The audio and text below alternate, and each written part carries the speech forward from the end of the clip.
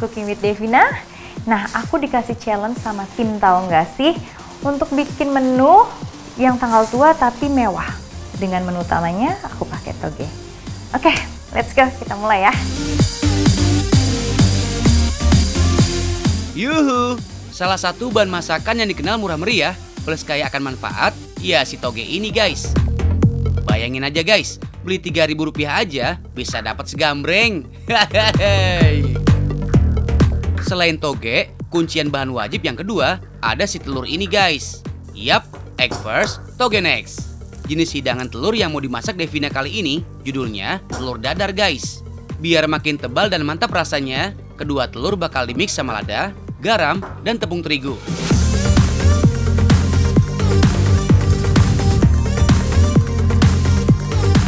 Kocok dan biur.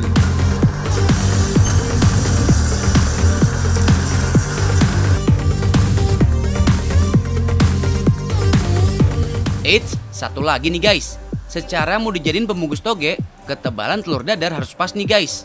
Nggak boleh ketebalan, apalagi ketipisan. Alias sedang-sedang aja. Hihihi.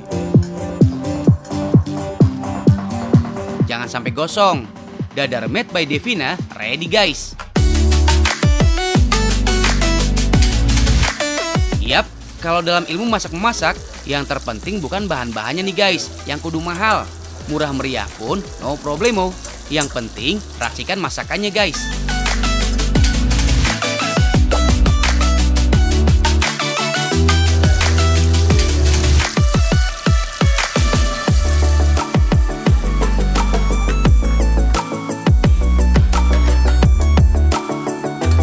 Finally, tumis toge ala Devina.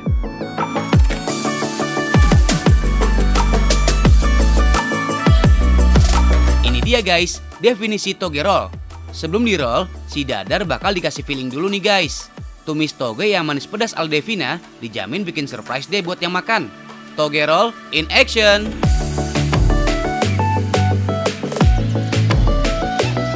Secara isian togenya membuncah bingit, Devina kudu hati-hati nih guys pas ngegulungnya. Sukses ngegulung, tinggal dipotong nih guys dan tambahkan garnish.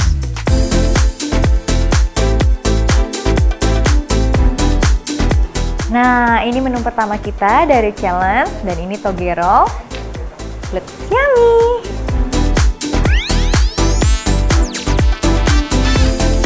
Gak cukup satu menu aja ya guys.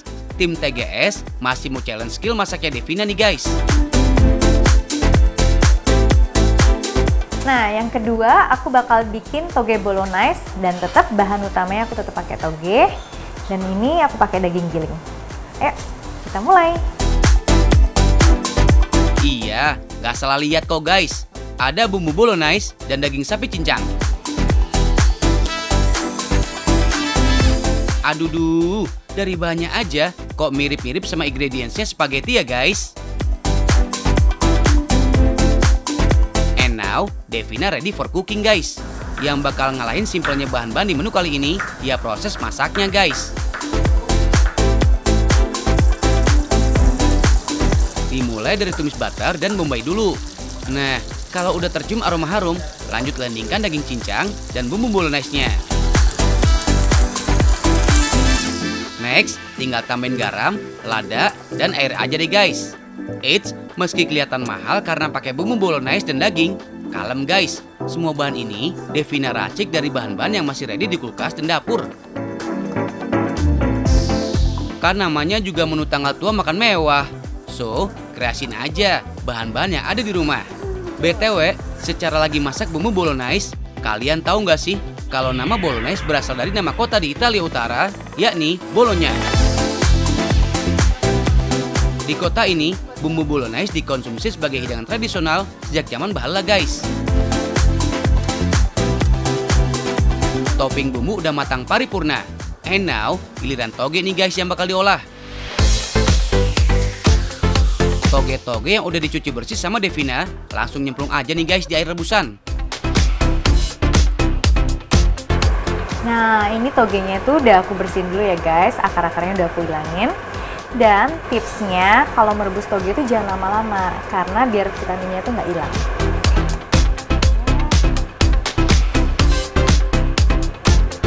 Nah, soal toge yang katanya berfaedah untuk kesuburan, jawabannya fakta ya guys. Karena tahu nggak sih, kandungan vitamin B6 pada toge berfaedah untuk mengatur hormon reproduksi.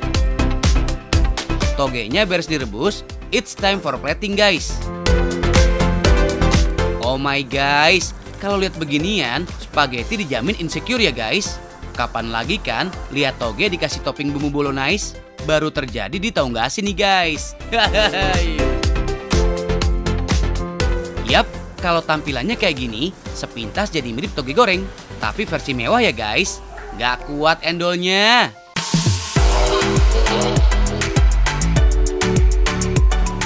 Nah, ini menu keduanya. Ini ada toge bolognese. This is healthy dan so good. Ini dia, 2 menu tanggal tua dengan tampilan mewah. Toge roll dan toge bolognese. Gak nyangka kan guys, dari bahan semur-mur toge bisa diracik dengan sentuhan fusion dan epic kayak gini. Western food mah minggir.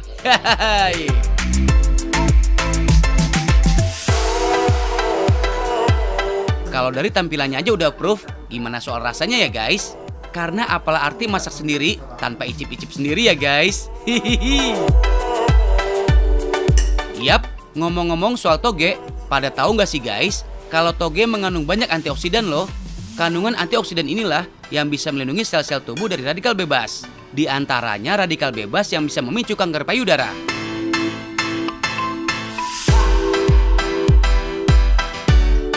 Nah, ini aku bener-bener enak banget rasanya. Ini gurih dari telurnya dan manis dari togenya yang masih fresh dan ada rasa crunchy-nya banget dari togenya. Devina nggak berhenti ngunyah tuh guys. Emang enak banget ya Dev. Nah, aku bener-bener baru kali ini nyobain toge bolognese yang bener-bener rasanya tuh masih ada rasa beefnya, gurihnya ada, dan crunchy dari togenya. Enak banget. Gimana guys? Tertarik recook nggak nih dari resepnya Devina? Selamat mencoba di rumah ya.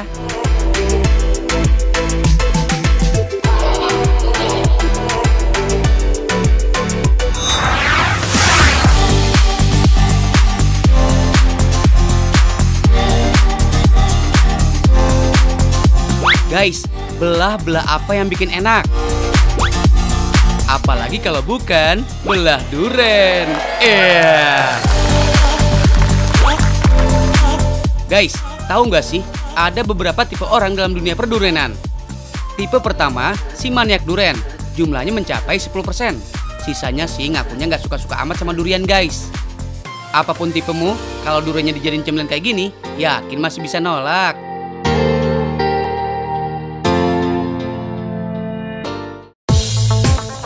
Mari meluncur ke Bilangan Tebet, Jakarta Selatan. Ada tempat yang katanya menyediakan aneka olahan durian yang rasanya endolita banget. Banyak olahan serba durian yang bisa kalian pilih. Eits, pegangan guys, biar nggak bingung.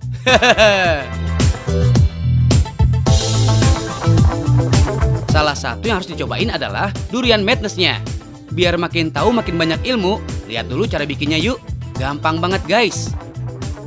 Bahannya ada susu full cream, green tea powder, pasta green tea, ketan hitam, krim vanila, garam, dan air.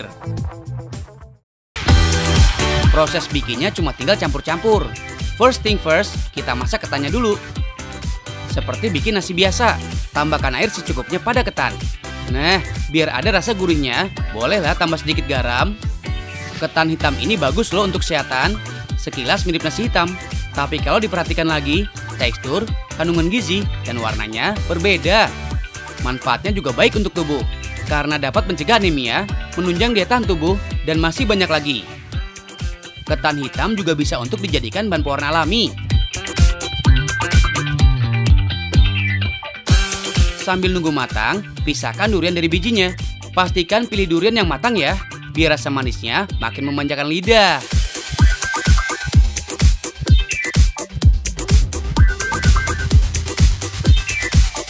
Sekarang bahan udah ready semua, saatnya ditata di dalam mangkok. Dasarnya sih sama aja, ketan hitam yang sudah matang dan daging durian. Yang bikin rasanya beda adalah kuahnya. Yang paling favorit sih green tea. Campurkan green tea powder, susu full cream, dan krim vanila. Terus tinggal tuang deh. And this is it. Eits, ini versi gampangnya. Mau menu yang lain juga? Tenang, masih banyak guys. Kalau di meja ada macam-macam pilihan kayak gini, kalian para durian edik yakin bisa nolak. Semua menu ini bisa kalian coba dengan harga mulai dari 30 ribuan. Oh iya, pernah dengar mitos kalau durian itu nggak baik untuk ibu hamil? Bisa benar, bisa enggak guys. Justru durian bisa sangat bermanfaat bagi pregnant mom karena mengandung vitamin, mineral, dan antioksidan. Salah satu efeknya adalah memberi energi tambahan. Tapi di sisi lain, kebanyakan makan durian bikin panas. Belum lagi ada kandungan alkohol alami di dalamnya. Makanya jangan kebanyakan juga. Dan jangan lupa konsul dulu ke dokter. Kalau dilarang, ya jangan ngambek.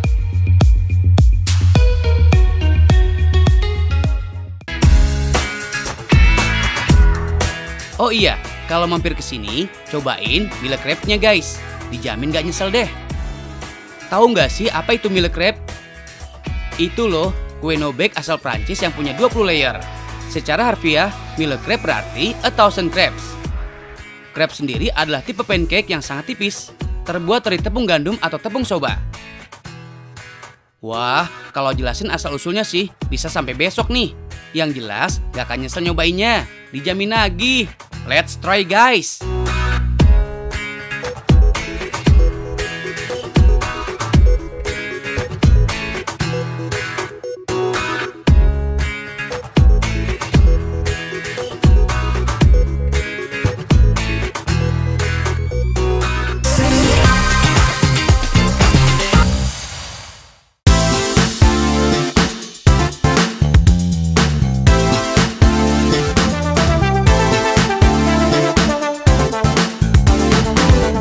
Ayo, yang ngakunya penggila pedas, cus gabung sama Gea. Gimana guys menunya? Mantep banget kan? Makanan pedas emang paling juara ya guys. Bikin nafsu makan jadi meningkat drastis. Apalagi kalau lapar sama doyannya pas lagi kompakan. Dijamin gak cukup seporsi di jatahnya. Langsung aja kita geser ke dapurnya nasi pedas oseng juragan. Pas banget nih guys, Chef Riyadi yang juga ownernya bakal kasih bocoran step by step masak menu serba di oseng.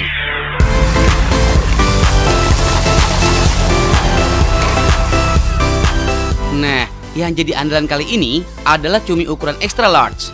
FYI aja nih guys, untuk ukuran cumi XL ini beratnya berkisar 400-500 gram. Ukuran ini jadi yang paling jumbo dan pas untuk 2 porsi makan sekaligus. Selain cumi, ada bakso telur dan bakso urat juga guys. Nggak lagi berlumur kuah, bakso-bakso ini bakal ikutan di oseng. Nah, yang wajib hadir di wajan adalah ketiga bumbu utama ini guys. Ada tomato basic, merah basic yang terbuat dari 100% sambal asli, plus bumbu campuran bawang putih dan bawang merah. Next, it's time to oseng-oseng. Info aja nih guys, yang namanya oseng-oseng itu berarti cara menggorengnya tanpa menggunakan minyak dan hanya pakai bumbu aja. Nah, untuk bumbunya, oseng-oseng identik dengan penggunaan rempah-rempah. Mulai dari bawang merah, bawang putih, cabai, sampai lengkuas. Tapi, walau identik sama pedas, don't worry guys. Ada 3 level pedas kok di sini.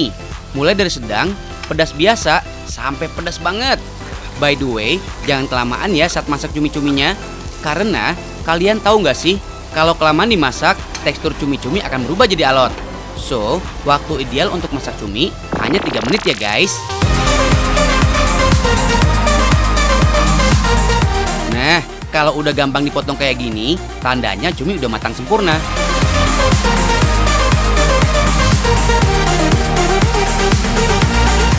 This is it, oseng cumi extra large.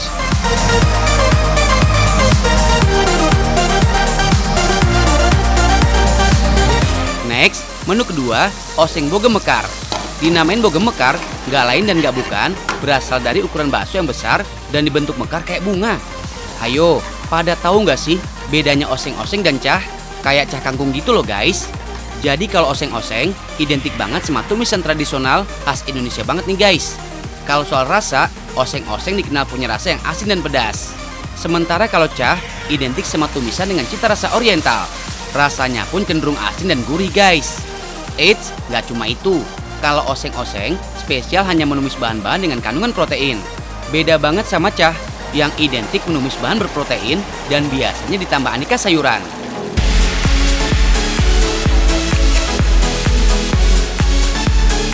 Ini dia guys, oseng bogem mekar yang siap landing di mulutnya Gea. Wadidaw, serba oseng, serba pedas. Kayak gini jadinya, definisi lapar plus doyan ala Gea. Pesennya langsung 4 menu sekaligus. Eits, woles guys, untuk setiap menu osengnya bener-bener fresh karena dimasak pas ada pesanan aja. Aromanya udah nggak tahan banget.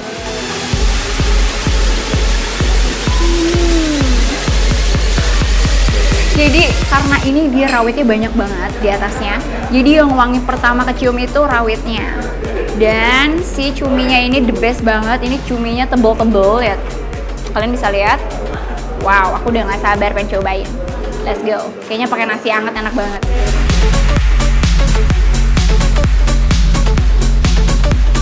Aduh, cuminya beneran dimakan sendirian dong.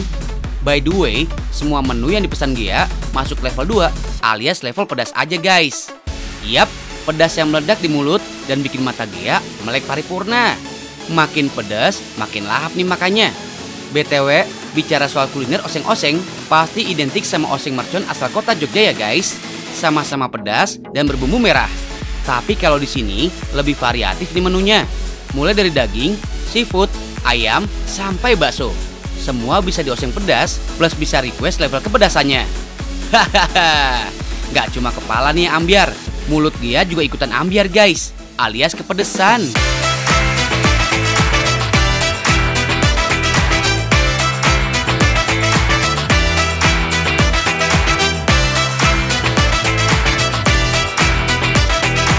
Nah guys, tadi aku udah makan banyak banget makanan pedas dan pastinya aku sekarang udah kepedesan banget ini. Tapi nggak usah khawatir, aku mau kasih teman-teman di rumah tips bagaimana caranya menghilangkan rasa pedas supaya cepet go away dari mulut kita. Yang pertama ada susu putih, susu cair, gula pasir. Dan yang ketiga, si pedas ini bisa hilang juga dengan selai kacang atau pendekas namanya. Oke guys, semoga berfaedah ya tips dari Gea ini.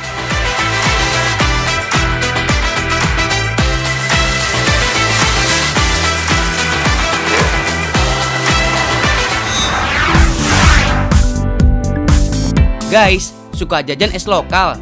Emang Endolita sih ya? Ada es podeng, es teler, es cendol, mantap pokoknya mah buat ngilangin dahaga.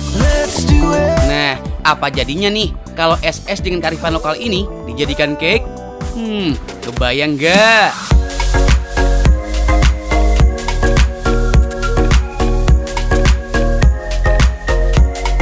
Yang lagi dikunyah Devina ini namanya es podeng cake. Yap, es podengnya dikemas dengan ciamik dalam sebuah dessert box.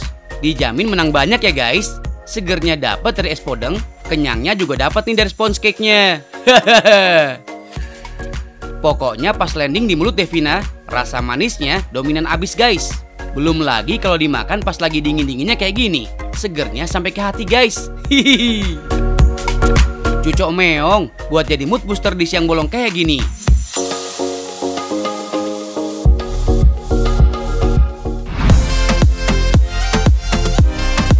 Yang nggak percayaan ini es podeng cake, pantengin deh bahan-bahannya. Ada sederet bahan adonan sponge cake. Sebut aja tepung terigu, gula pasir, telur, tepung maizena, pelembut, susu bubuk, dan 2 pewarna makanan. Iya guys, kali ini dapur Aminya Kak Lia bakal bikin 3 ice in cake sekaligus. Ada es podeng cake, es doger cake, dan es teler cake. Mantep nggak tuh? Let's baking guys. Yang wajib di mix duluan ada telur dan gula pasir ini guys. Nah, kalian tahu nggak sih kalau jumlah telur pada adonan bisa bingit nih mempengaruhi tekstur dan tingkat kelembutan cake. Makin banyak kuning telurnya, sponge cake bisa makin lembut nih guys. Yap, bahan dasar kayak telur, gula dan tepung ternyata udah jadi pakemnya pembuatan sponge cake. Resep ini otentik banget nih guys, dibikin sama Giovan Battista Cabona, seorang koki pastry dari Italia. FYI aja guys, lewat ketiga bahan tadi, Giovan sukses bikin cake yang super lembut untuk para penghuni istana Spanyol. Eits, selain di mix secara otomatis, adonan sponge cake juga wajib diaduk secara manual. Pada tahu nggak sih, kalau cara aduk balik atau melipat seperti ini, jadi cara aman yang paling sering dipraktekin saat bikin sponge cake. Cara ini dinilai bisa bikin adonan cake mengembang dan tercampur rata dari dasar adonan. Adonan ready. Next, tinggal tambahin pewarna makanan aja deh. Ada pandan untuk warna hijau dan koko pandan untuk warna pink. Setelah tercampur rata, kedua adonan cake bakal landing nih guys di dalam loyang. Panggang kedua cake di dalam oven selama 45 menit.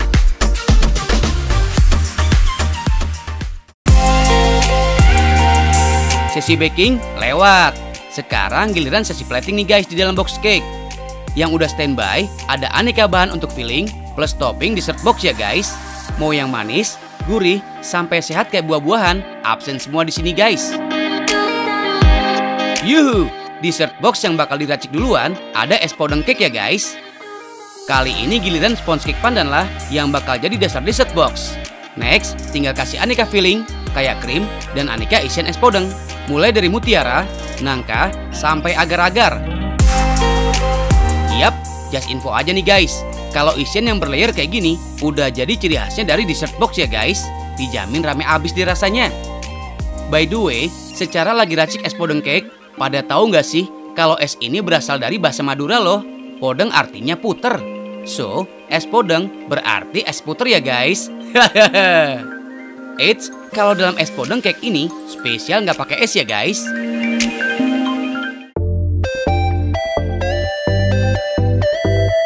Beda lagi nih guys sama historinya es teler. Lantaran bikin anak-anak muda zaman dulu keenakan saat nyobain es ini, akhirnya es buatan Pak Tukiman Darmowijono justru populer dengan sebutan es teler. Apalagi bahan-bahannya yang masih fresh dari alam alias tanpa diolah macam-macam. Gak heran kalau kandungan gizinya masih oke punya nih guys. Nah, kalau es doger cake gak kalah unik nih guys infonya. Secara dijual pakai gerobak, so nama doger itu diambil dari singkatan dorong gerobak. Ada-ada aja ya guys. Kalau soal isian dan topping, don't worry be happy ya guys.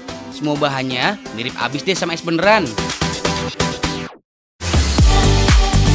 Voila, dessert box ala dapur Ami siap nantangin para food lovers nih.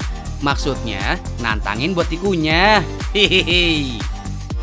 Colorful abis dan gemesin banget nggak sih? Pengen buru-buru dimakan. Bye-bye deh sama dessert box yang coklat atau cheesy abis. Kali ini giliran es-es tradisional Indonesia nih guys, yang tampil fancy dalam kemasan dessert box. WOWBGT deh guys. Nextnya giliran es apa lagi ya guys yang dijadiin dessert box?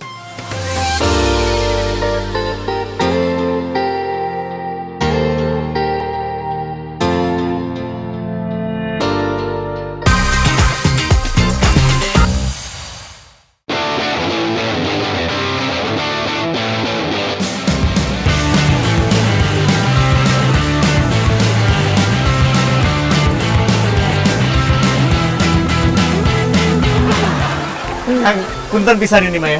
Ya. Saya tuh takut ketinggian, Kang. Ya. Ini saya nggak pakai kacamata aja, saya tuh masih jelas gitu, nggak burem. Ngeri nggak? Ya, ngeri-ngeri sedep. Ayo lo, udah sampai sini, mau nggak mau, Kak Aryo harus menjalin tantangan nih. Tepatnya di Curug Batu Templek, Kota Bandung, terdapat wahana panjat tebing. Tapi tenang guys, untuk para pemula ini aman banget. Bagi Kak Aryo yang fobia ketinggian juga nggak masalah. Karena salah satu pengobatan terampuh untuk orang yang takut terhadap sesuatu adalah dengan menghadapinya langsung. Sebelum mulai, pasang dulu perlengkapannya. Alat-alatnya aman banget karena sudah memenuhi standar Vertical Rescue Indonesia.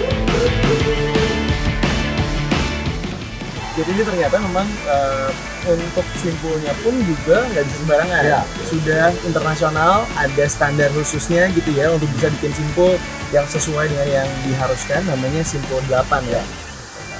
Jangan yang saya tahu cuma satu, senyum simpul.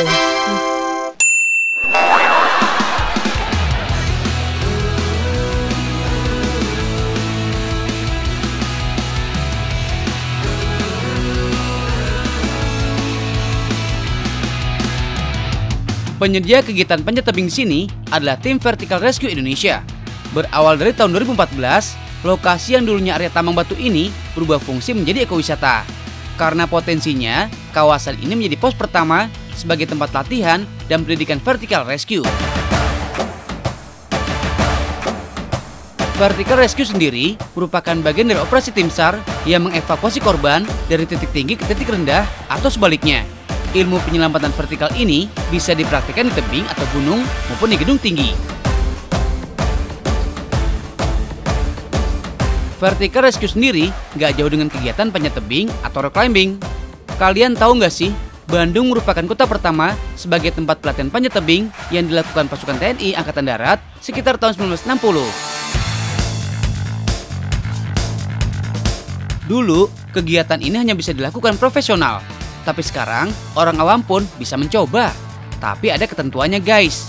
Yang jelas, harus ditemani dan diawasi oleh yang sudah terlatih. Untuk pemula, kemiringan tebing maksimal yang bisa dilewati adalah 90 derajat. Lebih dari itu, disebut overhang dan udah masuk ke level profesional. Ketinggian maksimal yang bisa dicapai tergantung kemampuan individu. Kalau Kak Aryo sih mentoknya hingga 25 meter aja guys. Selebihnya udah nggak berani. Lagi untuk sampai ke atas. Lumayan. Oh iya, walaupun kelihatannya berbahaya, tapi nggak usah takut. Karena pengamannya udah permanen terpasang di tebingnya. Di sini aja ada pegangan. Sunat.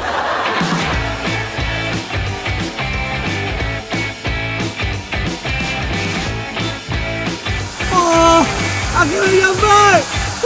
Belum, boy. Belum.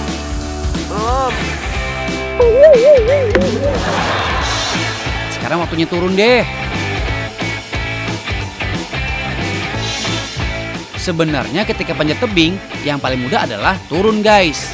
Apalagi kalau tali pengaman udah terpasang permanen dan ada yang mengawasi di bawah. Hanya perlu teknik rappelling, yaitu turun dengan bertumbuh pada tali karmantel. Ketika melakukannya, kaki harus terus mendorong agar badan tidak bergesekan langsung ke dinding tebing.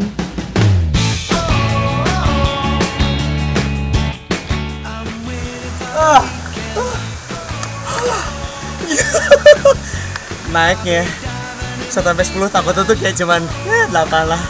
Turun ya 15,5. Ya naik nanti. Lanjut. Gua ngambil stock shot aja. Ngambil stock shot. Sepatunya, Pak.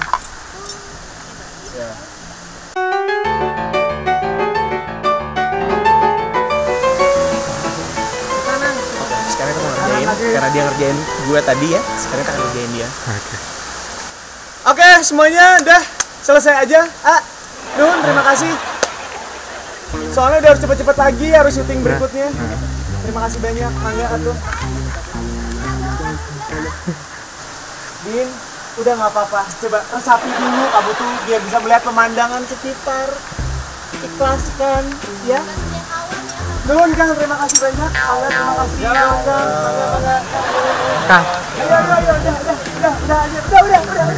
Ayo, udah, makan dulu, udah disiapin makanannya. Udah. Sok. Nanti dikirim nasi padang. Pakai tali sama burung merpati. Hati-hati. Bang enak. Ayo makan dulu sama. Ayo.